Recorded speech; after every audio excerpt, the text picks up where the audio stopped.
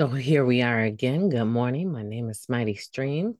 I'm going to do your September the 23rd spiritual principle day in a meditation. I hope you're doing well this morning. Let's go ahead and get into that meditation.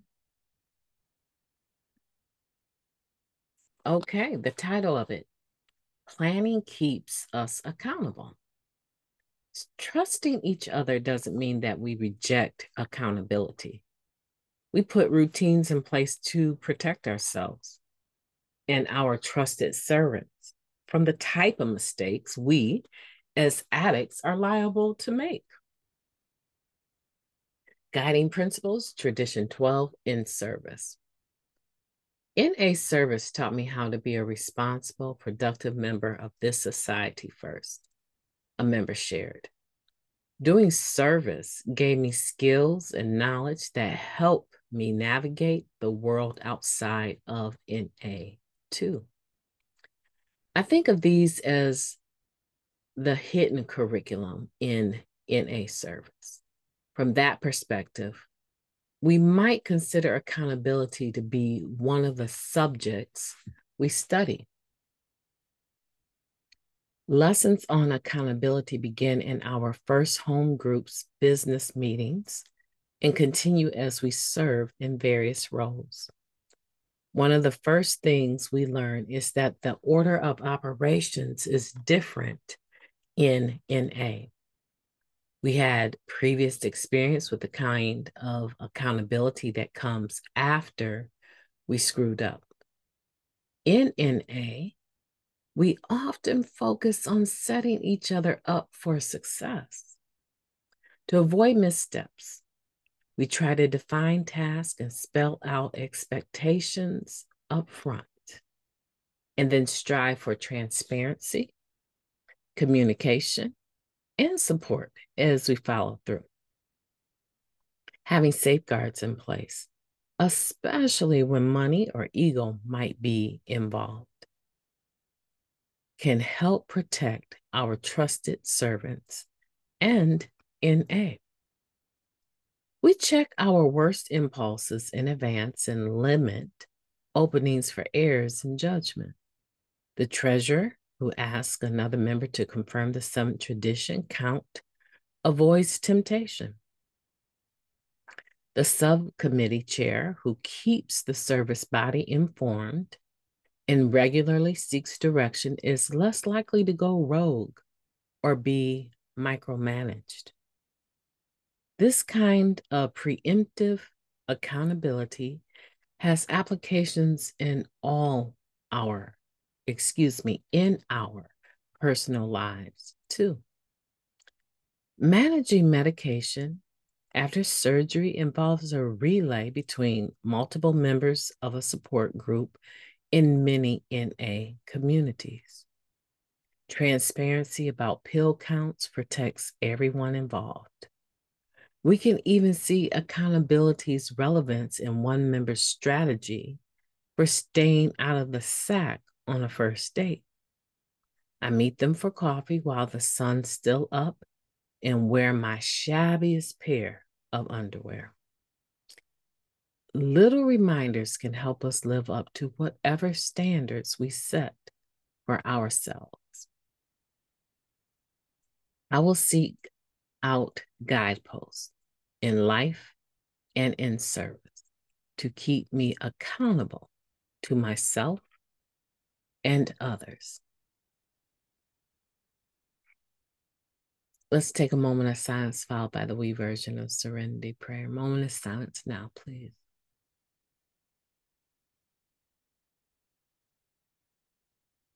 Thank you.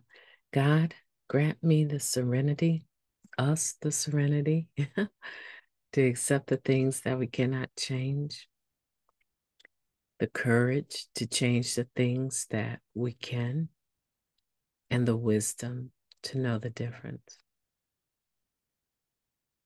Just for today.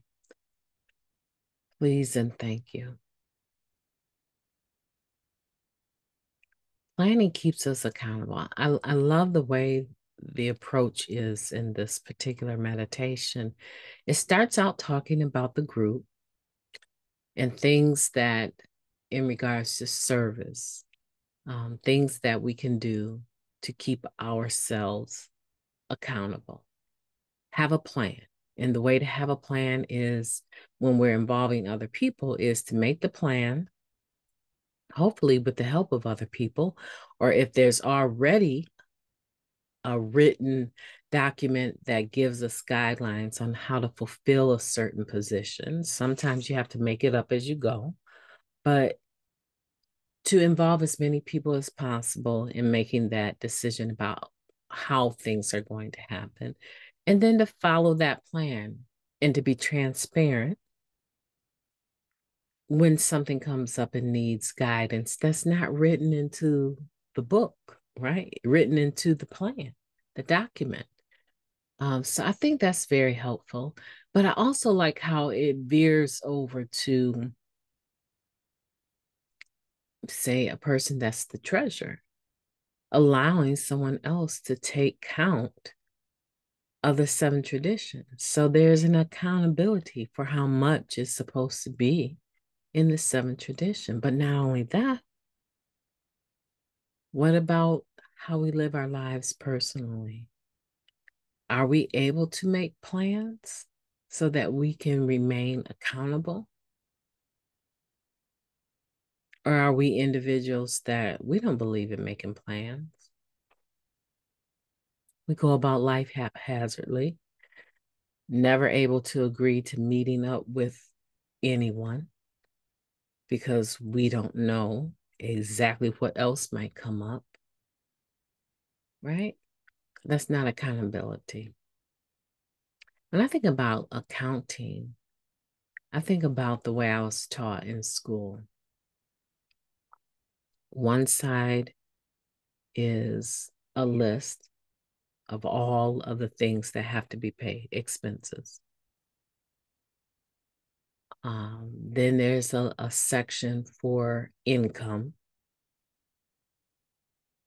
And then there's a section for what's been paid.